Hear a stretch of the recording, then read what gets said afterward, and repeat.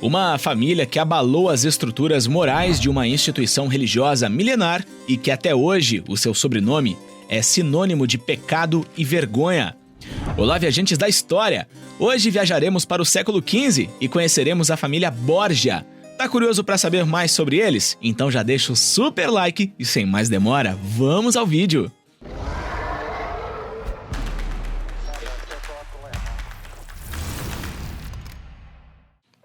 Papa Calixtus III foi o começo de tudo.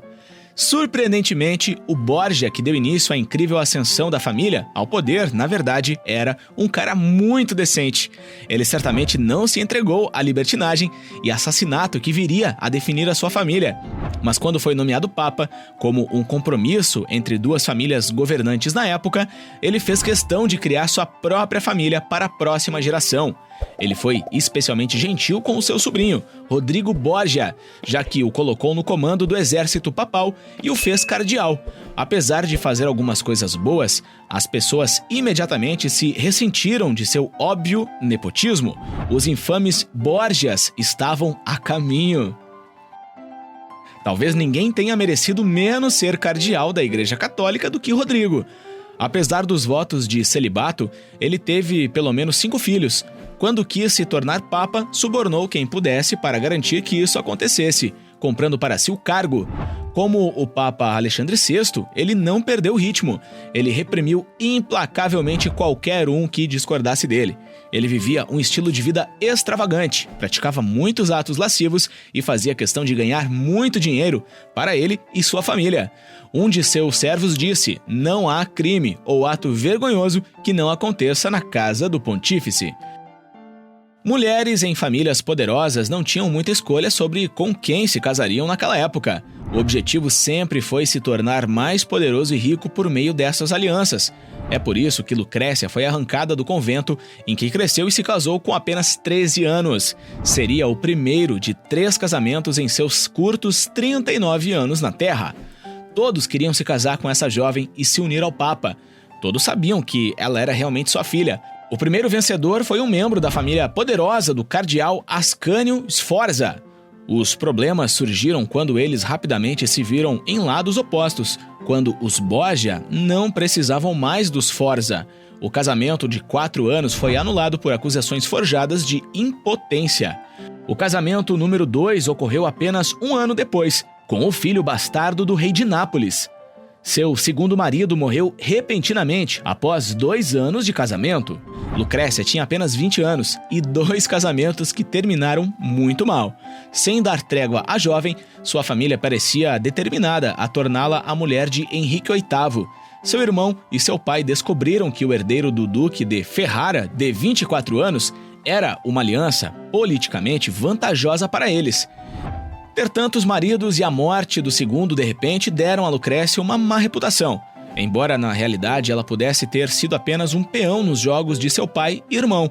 Para os estranhos, ela se tornou uma assassina, devoradora de homens. Dizia-se que ela era louca por poder, tanto, se não mais, do que os homens de sua família. Então, quando os rivais se tornaram um problema, ela supostamente os envenenou. As pessoas diziam que ela também matou o segundo marido com veneno. Essa é talvez a alegação que mais acompanhou os Borgias. Em 1833, Victor Hugo escreveu uma peça sobre Lucrécia, na qual ela debate consigo mesma sobre como matar seus inimigos.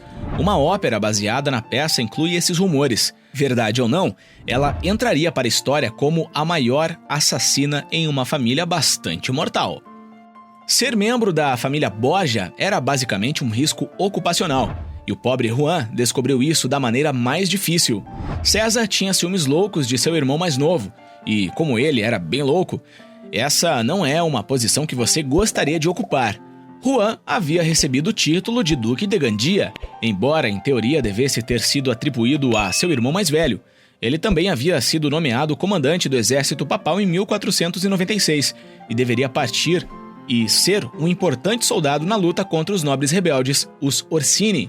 Tudo isso era possivelmente demais para César suportar, e havia rumores de que, quando seu irmão foi misteriosamente assassinado, um ano depois, foi ele quem o matou. Não há evidências concretas para isso, mas considerando o tipo de pessoa que César era, fazia muito sentido naquela época.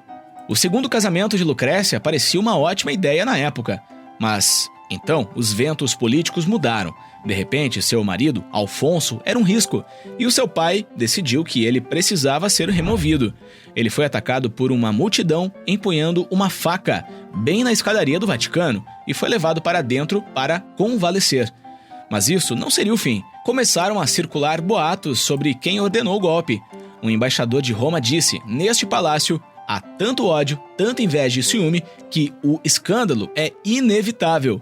Foi produzido um panfleto que afirmava que César havia visitado seu cunhado ferido e sussurrou em seu ouvido: "O que não aconteceu no almoço ainda pode acontecer na janta." Um mês depois, Alfonso foi encontrado em sua cama, morto por estrangulamento. Embora existissem os rumores de que Lucrécia havia envenenado seu marido, o modo de morte parecia provar o contrário. No entanto, outros rumores diziam que foi o próprio César quem o matou para realizar os desejos de seu pai e terminar o que havia começado. O que se tornaria o infame Banquete de Castanhas aconteceu em 1501. A maioria da família Borgia estava lá, junto com membros da nobreza e altos cargos da Igreja Católica. Depois, havia as 50 profissionais da noite mais encantadoras de Roma. A noite começou com um grande banquete, mas então um punhado de castanhas foi jogado no chão e as profissionais da noite tentaram recolhê-las. Nesse ponto, a noite tomou um rumo pervertido, com convidados se divertindo com as profissionais. Eles até distribuíram prêmios se você se mostrasse excepcionalmente viril. Os Borgias eram famosos por sua vida amorosa louca, mas também nada fosse mais chocante para a época do que o fato de seus irmãos César e Juan serem bissexuais. Seu poder significava que eles podiam dormir com quem quer que fosse, e eles se aproveitaram desse fato. Pouco antes do seu assassinato, Juan foi visto várias vezes com um homem misterioso e pode ter tido um relacionamento com ele. Esse homem também estava com Juan na noite em que ele morreu, o que significa que ele pode ter sido traído por seu próprio amante. César pegou sífilis de uma prostituta. Até sabemos quando e onde. Em 1497, ele tinha 22 anos e estava em uma missão papal em Nápoles. Alguns anos antes, os militares franceses pararam no reino e se divertiram, mas deixaram uma doença totalmente nova para trás. Entre coroar o rei de Nápoles e tentar conseguir um noivo real para sua irmã, César visitou alguns de muitos bordéis que o lugar tinha a oferecer e, em algum momento, contraiu a doença. Hoje em dia pode não ser tão importante, mas naquela época, sem cura, era uma tortura. Seu médico registrou seus sintomas, variando de coceira a dor por todo o corpo até as pústulas. Os relatos de bissexualidade, filhos ilegítimos e doenças venéreas são fortes demais para serem desacreditados. Mas quão longe eles foram? Essa família poderosa teria decidido que eles queriam fazer amor um com o outro? As acusações surgiram quando o primeiro casamento de Lucrécia foi anulado. Ele pode ter ficado irritado por ter que alegar impotência para terminar seu casamento, mas seu ex-marido alegou que o casamento acabou, então o Papa Alexandre teve a liberdade de se divertir com sua própria filha. Ela também foi acusada de dormir com seu irmão César. De todas as acusações contra eles, essas podem ter sido as piores. Os rumores de incesto receberam ajuda quando outro boato se espalhou por Roma em 1498, de que Lucrécia tinha um filho. Isso ocorreu entre seus 2 casamentos, e o seu primeiro marido, supostamente, nunca havia conseguido consumar o casamento. As pessoas se perguntavam quem poderia ser o pai. A chance de que o garoto fosse filho do Papa Alexandre e algum romano anônimo, mas o Papa emitiu 2 notas, uma dizendo que era o pai e outra dizendo que a criança era de César. Uma vez que Lucrécia era considerada mãe, se fosse verdade, isso certamente seria uma consanguinidade. Mas por que as 2 afirmações diferentes? E o boato era verdadeiro? Existe outra possibilidade de que a jovem Lucrécia tenha engravidado de um servo espanhol aleatório e seu pai estivesse tentando encobrir isso. A verdade por trás dessa história nunca saberemos. E você, conhecia as aventuras nada religiosas da família Borgia? O que mais te chamou a atenção? Deixa aí nos comentários. E não saia do vídeo sem deixar o super like, ajuda muito o canal. Um forte abraço e nos vemos no próximo vídeo. Tchau, tchau!